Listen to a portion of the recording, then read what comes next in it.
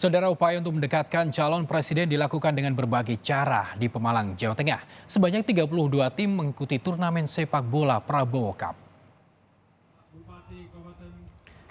Prabowo Cup digelar di Stadion Mutar Pemalang, diikuti 32 tim dari Pekalongan Batang dan tuan rumah Pemalang.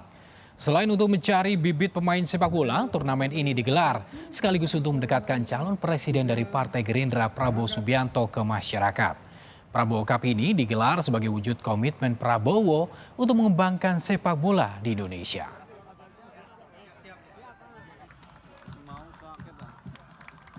Kita optimis bahwa generasi muda sangat tertarik dengan